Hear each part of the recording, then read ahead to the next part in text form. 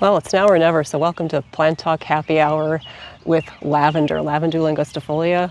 I really wanted to do this video tomorrow, but it's supposed to rain all weekend, and it just started to rain right now, so I thought, this is the time. So Plant Talk Happy Hour happened in 2020, trying just to stay engaged and in touch with some students and doing what I love. And it was called Plant Talk Happy Hour because it was supposed to be like, 5 minutes, 10 minutes, but these are about 20 minutes long. What we do is we talk about the plant of the moment. This is in the mid-June, and this is when lavender starts to bloom, and lavandin will come later, and stoicus comes earlier. Don't forget, go to NYC Aromatica. There's a whole class about the lavenders, the different lavenders and their essential oils. But today, like all plant talks, I have a poem to share, some rain. I might pause and get an umbrella, but I want to show you, this is Lavandula angustifolia. This particular one right here, this plant, I think I got 3 years ago. And 2 of the other ones died, but guess what? You could see, I collect seashells and start to make a little Mediterranean type bed here. Why not? And it's a great mulch, and lavender doesn't like rich soil. It doesn't need compost. I'm trying to replicate as best I can out on Long Island what we might find where lavender likes to grow. But the point I'm trying to share is that all of these I didn't plant. They self-seeded. So that lavender is not a delicate plant. It's not delicate at all in a sense. It's rough and rugged. Lavandula angustifolia really likes the type that we love at aromatherapy. It's the high altitude lavender. You'll notice that this lavender grows pretty low. Many people see lavender, they think of lavender that's really tall and spiky. That's often lavandin. These are generally like 1 to 2 feet tall. You'll see this is savory right here. And these are small. They're really demure little plants. And there's my gutter right there. So we're right against the house here. But these are all new little babies. So that's really fun. I want to show you how to harvest these. It's fun being your own camera person. So this true lavender, Lavandula angustifolia, will bloom twice if you're really lucky. Around this time, it's the June into, I always think around until July 4th and that national holiday here in the United States. And when you cut it back, you want to harvest the flowers. I generally don't. I keep them for the bees. So I wait till the flowers are exhausted and for the other pollinators, and then I will cut the flowers back. But for demonstrative purposes, this little plant here, to get it to grow again, I'm going to cut to here. Oh, I really don't want to cut this, but I will. To encourage, see how short? I want to encourage that for the September growth to come, and that's an absolute delight when that comes. I've never done one of these plant talk videos where I'm really looking up. That doesn't really matter. So, there it is. There she is. Lavandula angustifolia. So a few things to share, and then we're going to go where it's not raining on all this really nice stuff like my camera. So just a few things to share before we go under the a cover. So lavender, a few things. Lavandula angustifolia, Lavandula officinalis. Angustifolia means fine-leafed. Officinalis means by the botanists and recognized by the official pharmacopoeia of a country. And often this is true lavender. It's called Lavandula vera, or fine lavender, or population lavender in France. And why is it called population lavender? One way to think of this is that lavender, it's in the Lamiaceae family, or the Labiataceae family. That's from the labia. They look like little lips.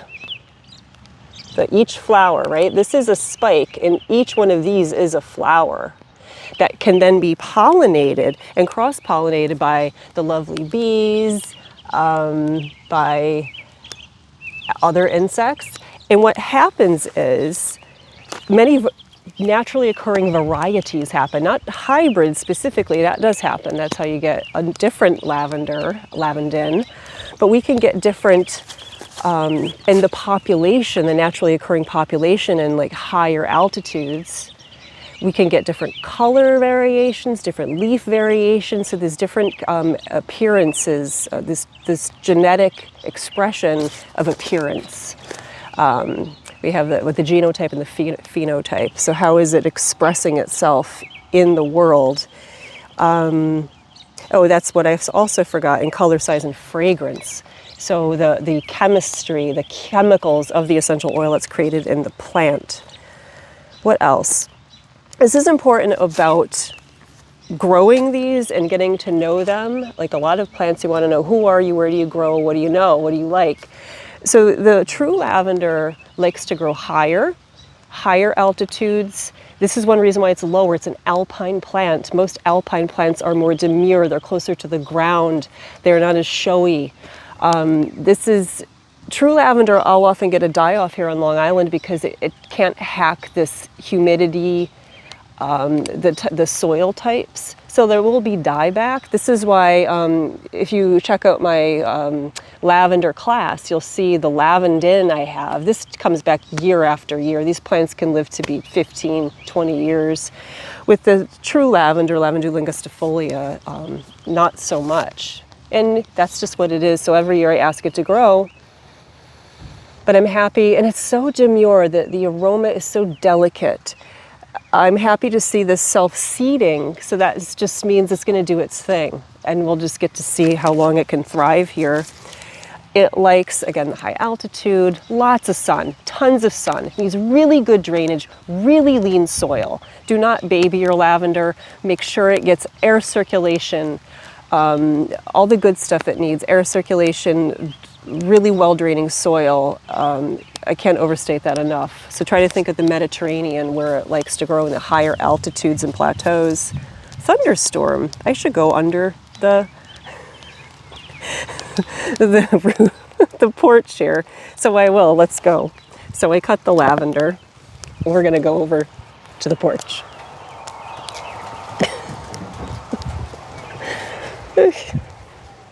Hello. So welcome to the front porch. So we have our little bundle of lavender. I never save the, and write down as I should, but I don't save the notes on what cultivar this might be, or what variety it might be, because many of them, you'll see Munstead is a popular one that you can buy often in herbal sections of a nursery. But let's get back to the conversation at hand. Full sun, well-drained soil, like I said. When you're looking to take care of your plants, these are perennial in many places. So here on Long Island, this will die back, of course, and you want to wait till you see the first signs of growth in the spring, but you don't want to cut back too late, because the new growth is where the flowers are going to be.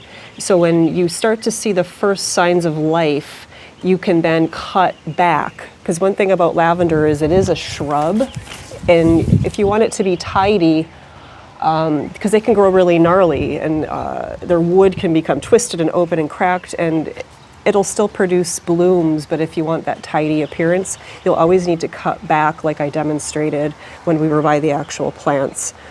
That's really important. So that's the spring, let them do their thing, then harvest like I showed you, because you should get a second bloom in the warm part, the late summer in September, which is really exciting.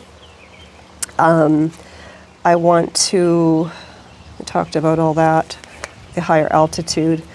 The essential oil yield is pretty good with lavender.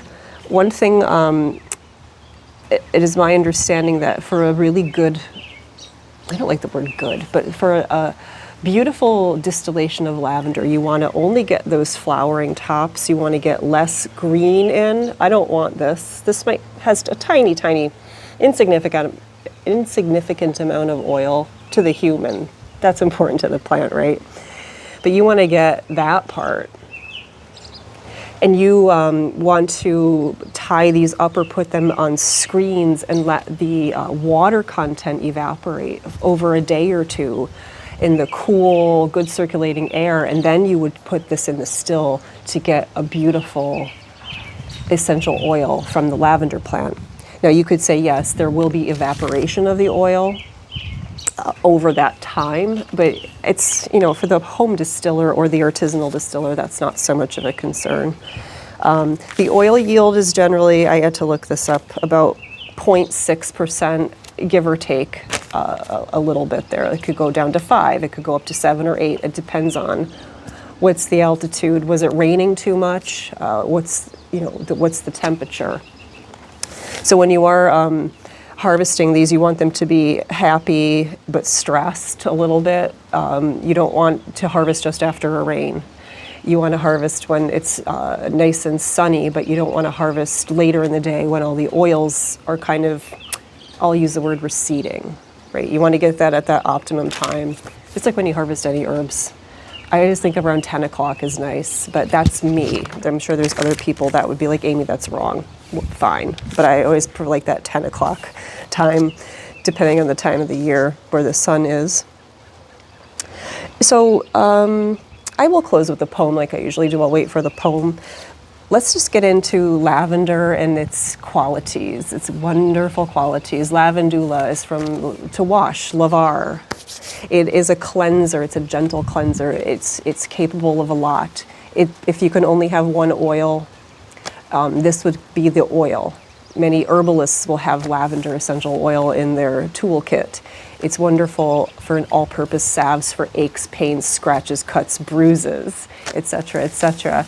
So if you go into any classic aromatherapy book, you're going to see kind of the usual terms, the properties. Definitely a cleanser. It's antiseptic, antimicrobial. It could be it's just a very good all-purpose cleaner. That includes, let's say, for washing wounds, diluted, of course. You can turn to the lavender hydrosol as well. It is an excellent anti-inflammatory, antispasmodic. I'll just read all these. Cooling to the mind and body. And it's also a great vulnerary, so it's great for wound healing and scar tissue formation. So there's a lot I just said there, but let's just, and then we'll get into the mood and mind and emotions. But it's a great cleanser, we already said that. So antiseptic, antimicrobial, anti-inflammatory, just general. Lavender is a cooling oil. Essential oils by definition are very drying and generally heating and active, but some of the oils and their constituents have cooling-like effects. And lavender is incredibly cooling, calming, and that goes mind and body. This is how essential oils work, but lavender is like the mother of aromatherapy, the mother of the essential oils. So it's a great example of how you can cool the skin. If someone has a fever, to help maybe in a washcloth, the hydrosol, maybe a little of the essential oil really nicely dispersed, cooling on the forehead, cooling on a sunburn, cooling on a bug bite, and hot conditions, including anger, hot mind, hot anger. You need to cool things down in the mind. You can turn to lavender, true lavender, Lavandula angustifolia. The higher the altitude, the better for these qualities. I am not saying the other lavenders are inferior. Each has their own place where they shine. So the wound healing, there's the classic example that lavender is the mother of modern aromatherapy. Many people know the story of Renée Marie Scott-Facé, who coined the term aromatherapy. You can read about this myth. I'll call it a myth because there's different versions, but this chemist and scientist and perfumer had I believe it was a burn from he was working in the lab, got a burn, nothing was working, and he remembered the therapeutic applications of the lavender oil by some folks that grew lavender and knew lavender, I believe from North Africa. I'd have to fact check that. But then he started to apply lavender oil to his wound and noticed that it wasn't harming tissue and that things were getting better. And I don't think we know if he diluted the oil, et cetera, but that's the myth, that's the story, and we're going to stick with that. So it is excellent. It is an all-purpose. So if you want to make an all-purpose salve, It's really nice if you could do make a like calendula infused herbal oil, and you could add some lavender essential oil to that for an all-purpose, again, aches, pain, spasms, cramps. We got the picture, right? Calming the mind, cooling. It's worked. It's indicated for anger, anxiety, upset. In that sense, on edgeness. And lavender is a modulator. It's often said if you are feeling down, it can kind of even you up. And if you're feeling up, that excitability, it can calm that. So it is sedative or sedative on the nervous system. It can help sleep, but it's more of the calming effect. It's not a soporific or soporific where you'll be knocked out like you're taking kava or something like that, or even more so like valerian to really help for sleep. About blending with lavender, Lavandula angustifolia essential oil. Here's a bunch of lavenders in here. Not all of them are lavender. Of the lavender name, there's different species in here.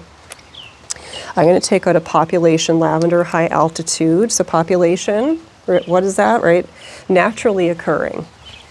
We're not taking clones or anything. This is naturally occurring. So it's so soft and sweet and subtle. That's the way a true Lavandula angustifolia essential oil should be. It shouldn't be loud and brash. If you're smelling that, that's not Lavandula angustifolia true lavender. It should be subtle, not cloying. It shouldn't, like when you smell it, you shouldn't think purple.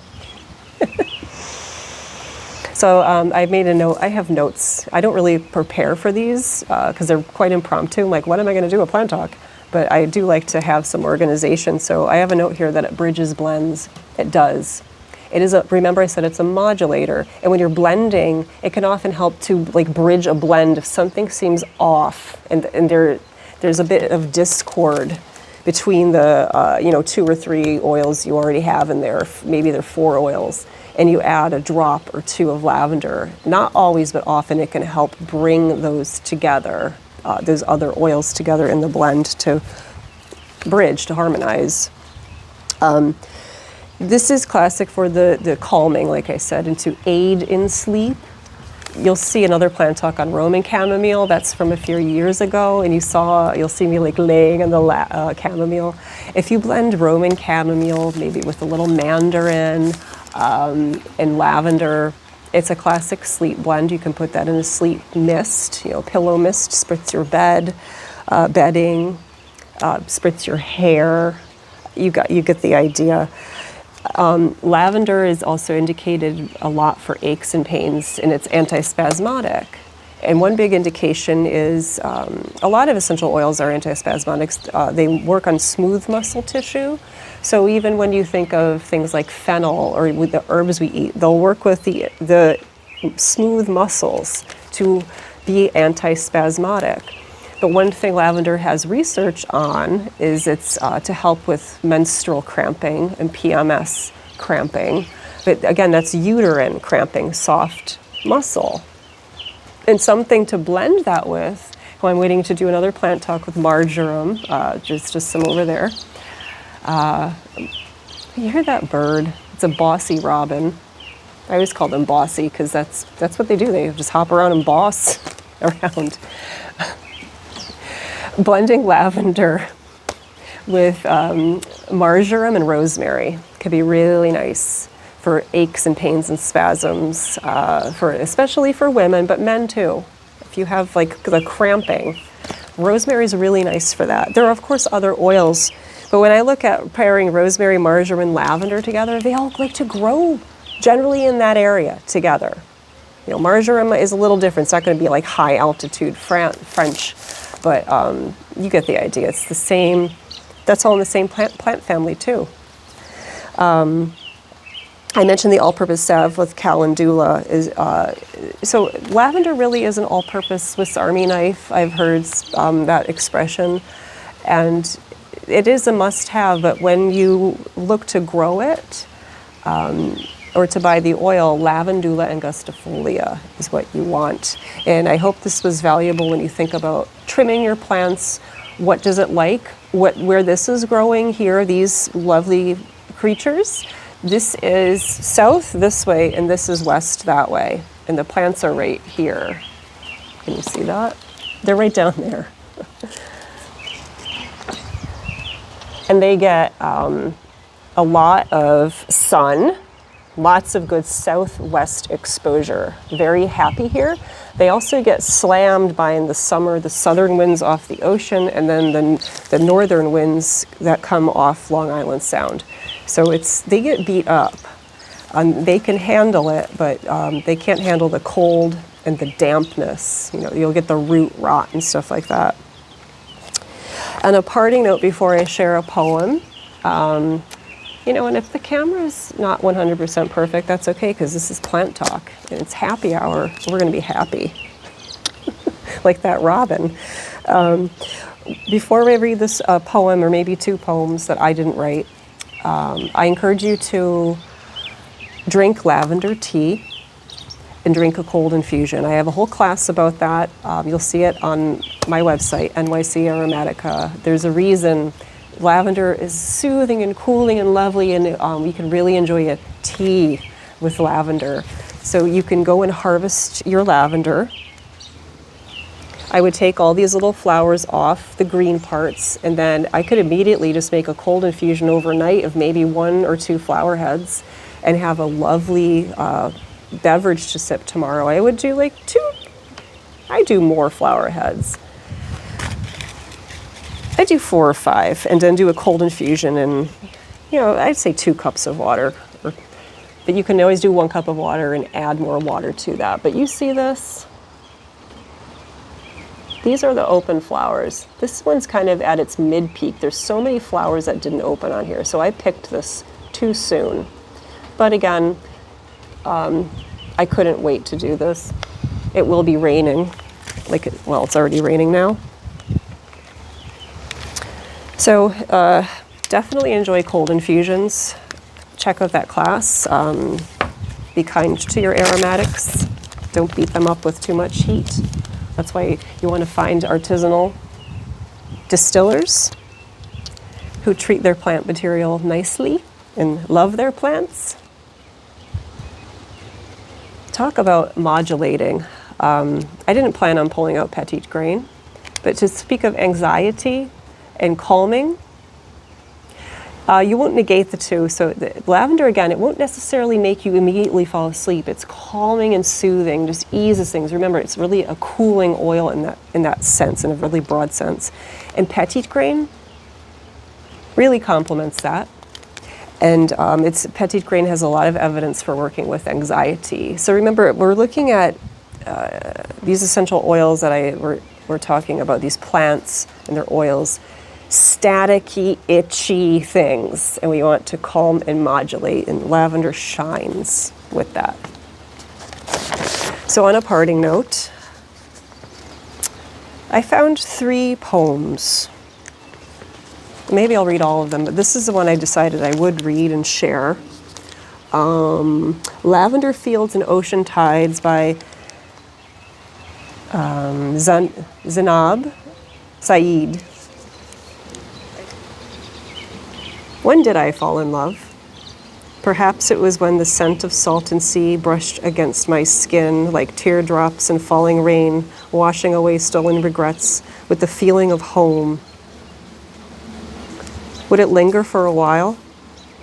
With the lavender and vanilla scented breeze, the taste of warm bread, and the soft touch of a healing hand, I hope and I pray to a billion stars that home will stay. I found an unusual love in the ocean and its blossoming fields, where home holds my heart and holds my fears. With every changing tide and every lilac leaf, how can I ever love anything else but here?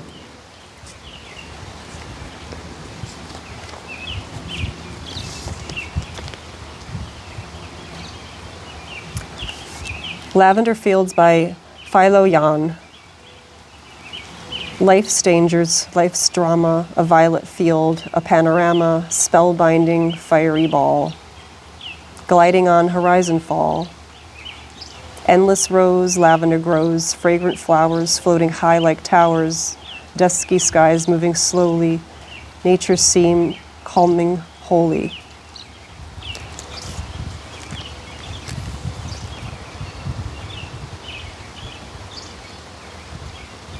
The Sea Lavender by William Burford. It grows at the world's edge, blown by thin air, but holding rooted there in its swept and else barren element. Its lavender bloom and gray leaf's hue make it a thing fair that keeps that place, that desolation, with secret gladness. That's a lot of fun. I remember seeing this last poem, Sea Lavender, and that is that sense of place. And aromatherapy does give us a sense of place. Scent gives us a sense of place. And when I think of these lavender plants growing in this breeze and the pretty interesting conditions here, it's a challenging environment, I think, for a plant. But that keeps that place, that desolation, with secret gladness. Think of the high altitude lavender growing in Europe. And there's folks that still go and will hike up and collect by hand and harvest by hand the lavender up high. And there's a unique chemistry that comes, that the plant produces to live in that environment. And it gives you those lower growing, more demure, I'll call them, plants versus bigger and showier that can be a lower altitude, more by the sea. So I thank you for spending time with me. Remember to check out nycaromatica.com. I have a class all about lavenders and the different lavenders and their therapeutic applications and what they love and like, and how to make cold infusions, hot infusions. I have DIY classes on how to make a salve, etc., etc. So I am a resource for you about many things aromatic. So I usually say at the end of podcast episodes, ciao for now. But in the spirit of the original Plant Talks, love yourself, love the plants, and I love you because you're spending time with me, and I just love everyone that loves plants. So thanks for spending time with me, and I will see you at the next Plant Talk. Ciao for now. Bye.